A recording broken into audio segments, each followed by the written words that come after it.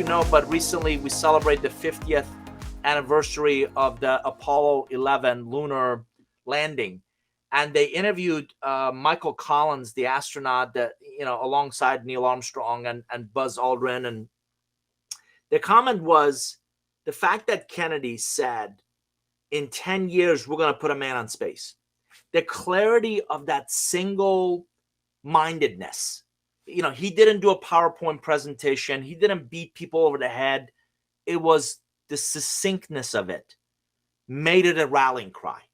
The opportunity for you to think and lead differently with your next SKO is, how do we create, we're going to put a man on the moon in the next 10 years. How do we create that level of succinctness, that level of clarity? I promise you don't need to elaborate. You certainly don't need to go on tangents.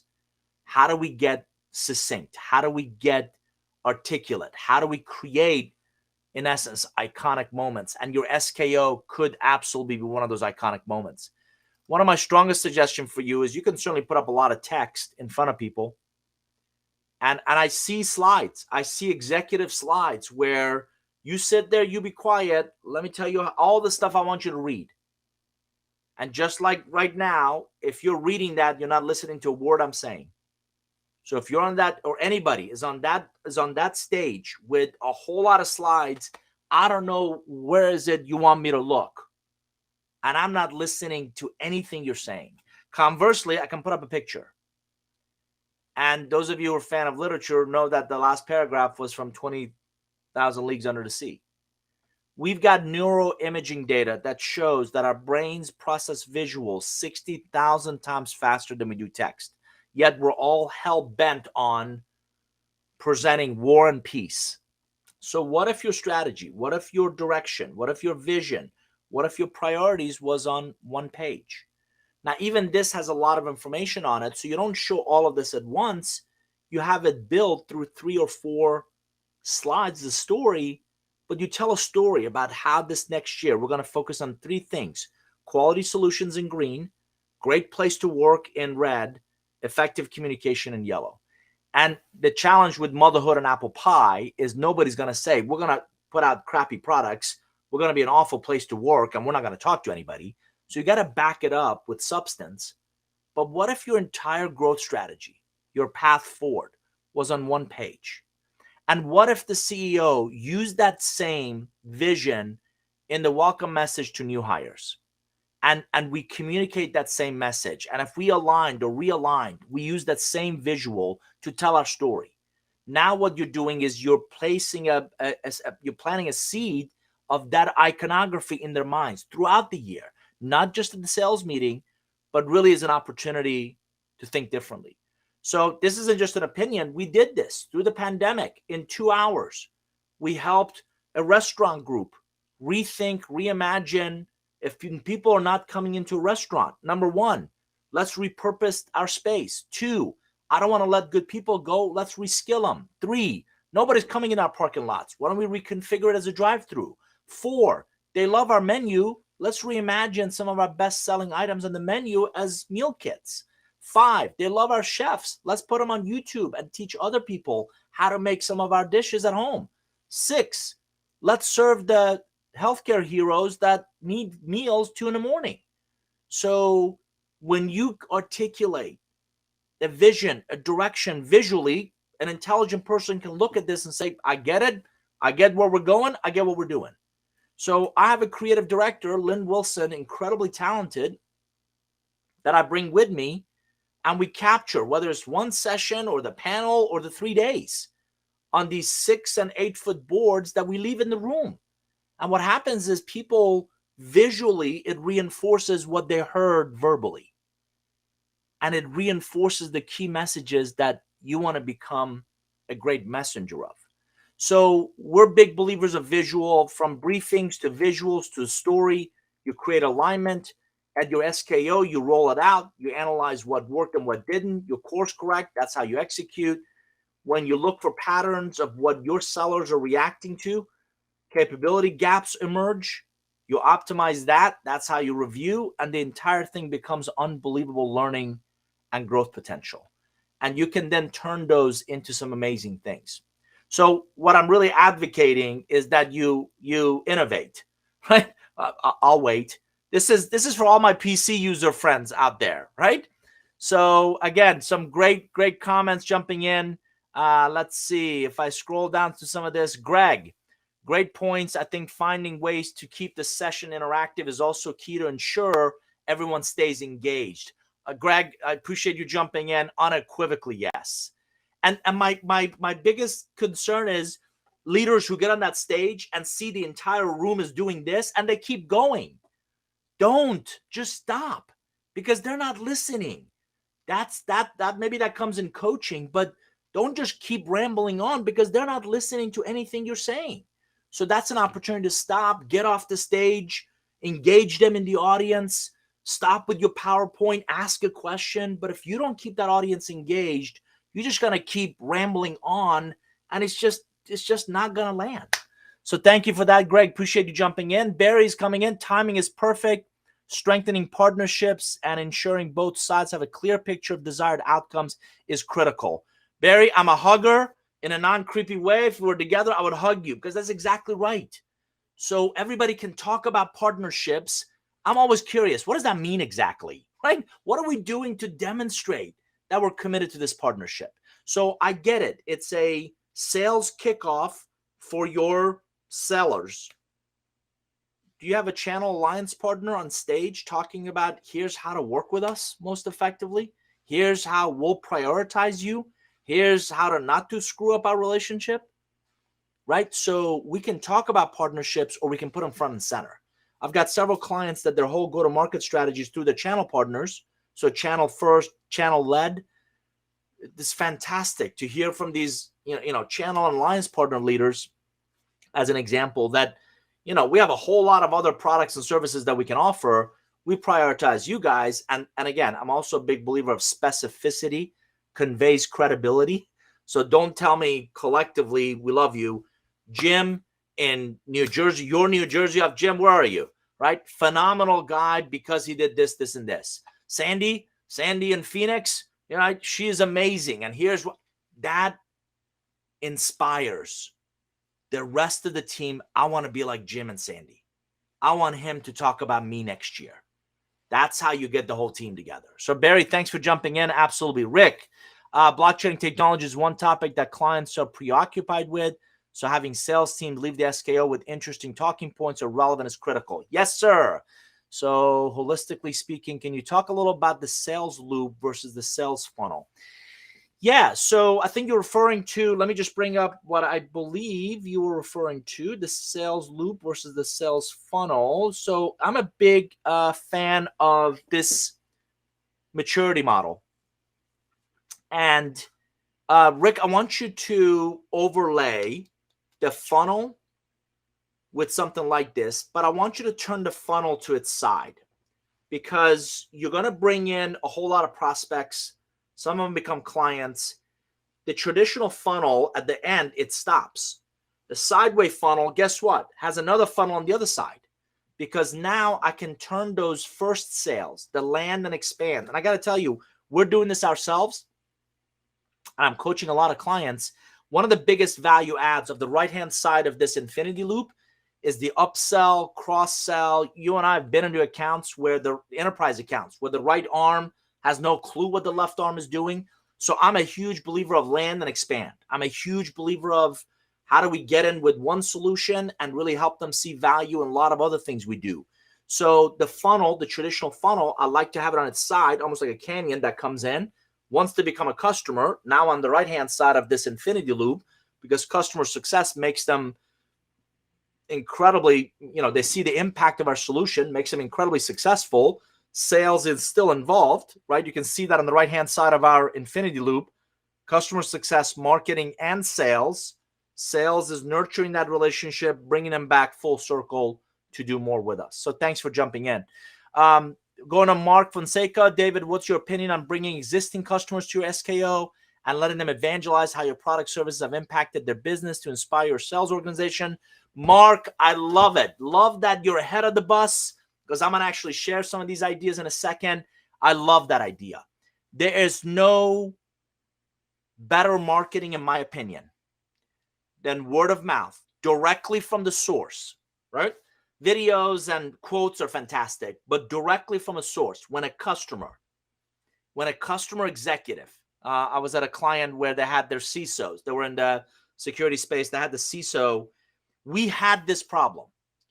We did our due diligence and either couldn't find another solution, or we couldn't find another solution that was as elegant and clean as yours.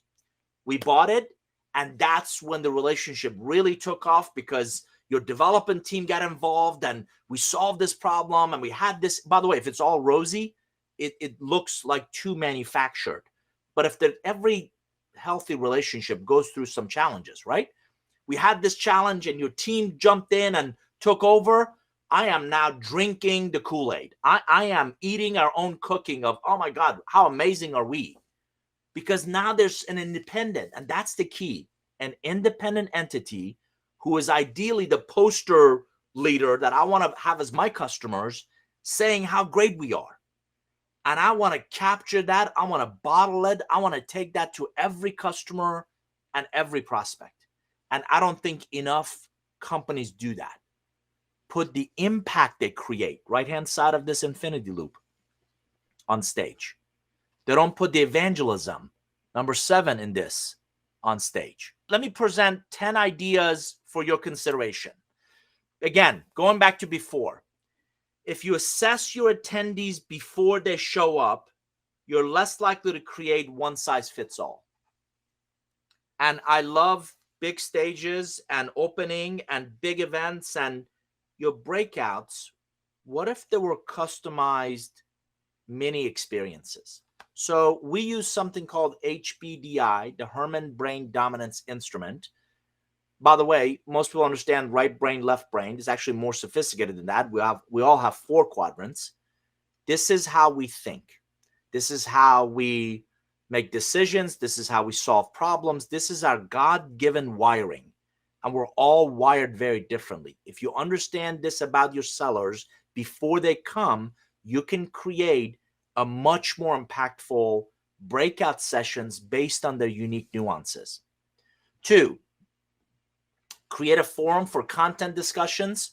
One of the things that's really cool is asking the attendees for the most impactful outcomes. Let's not confuse output with outcome. You putting on an SKO and sessions is output.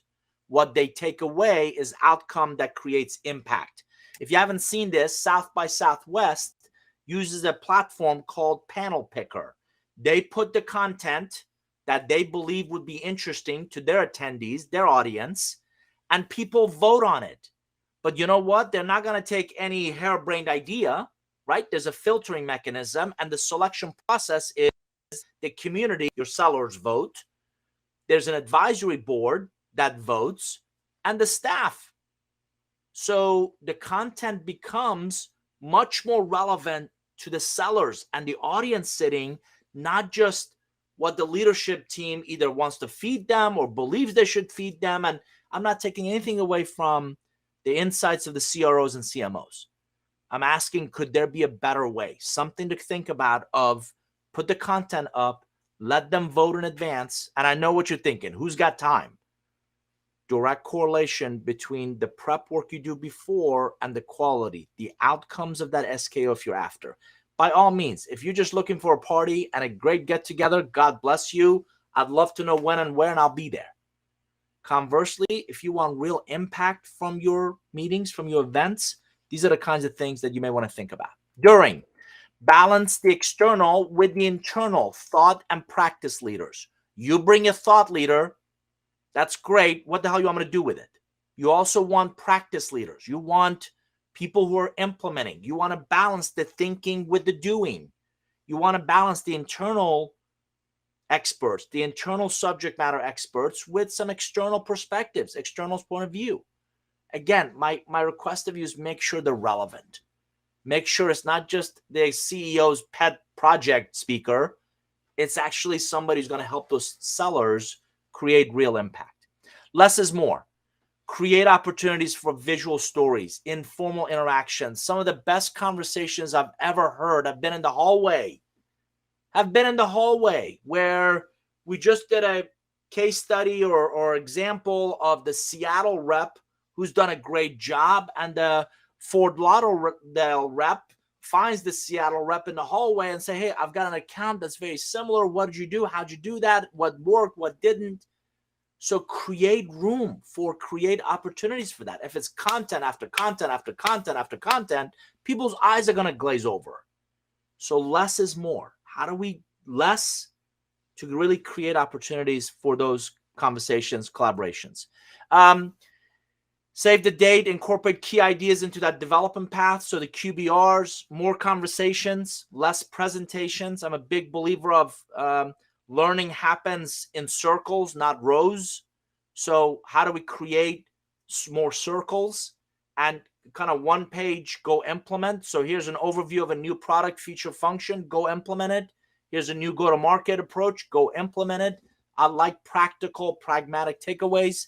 After, invite content presenters from the SKO to come back, maybe go into field on regular updates. Hold the field leaders accountable for follow-through cadence. If we present something at the SKO, how do we follow through to ensure it gets implemented? Measure material, skills, knowledge, behavior changes throughout the year.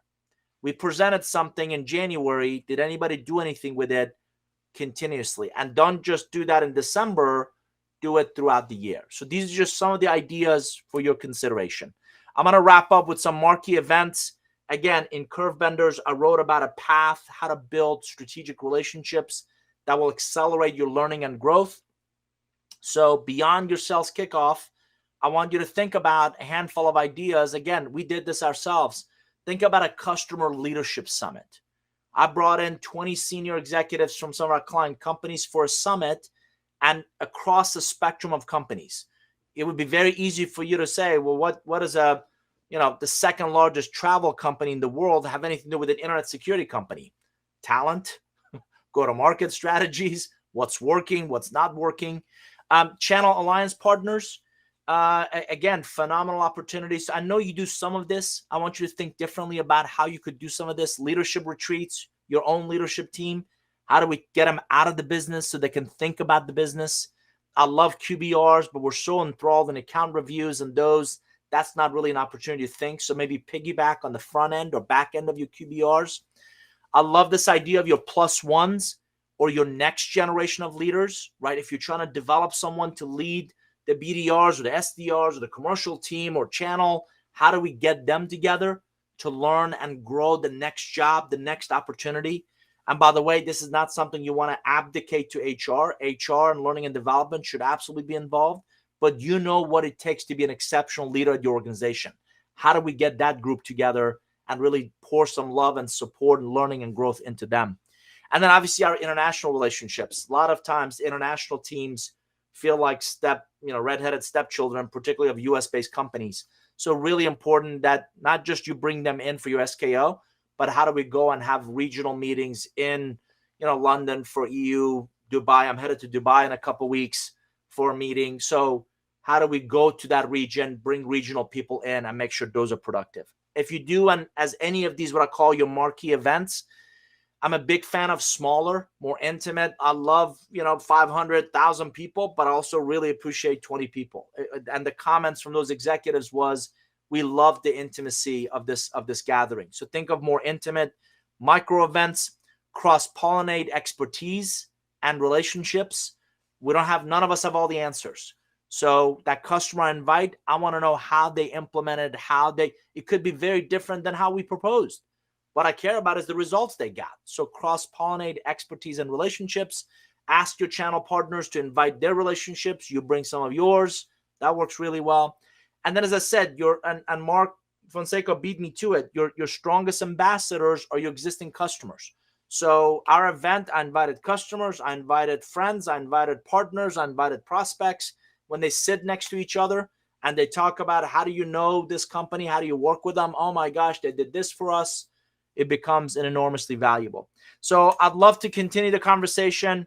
I'm in the sales community. Jump in there. We also have a private community called the Nour Forum.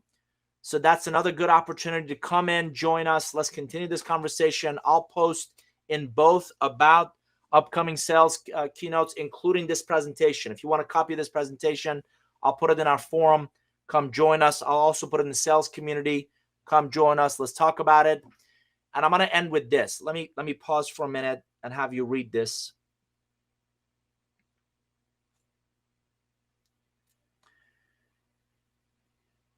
Gary Hamel is one of my favorite thinkers. And I cringe when I hear people talk about their strategic planning or their strategic planning. It's not a calendar-driven anything. It's a chance to see the world in a new way, to think and lead in new and unconventional ways. Make no mistake about it, your sales kickoff, your next marquee event is a phenomenal opportunity to think and lead in new and unconventional ways.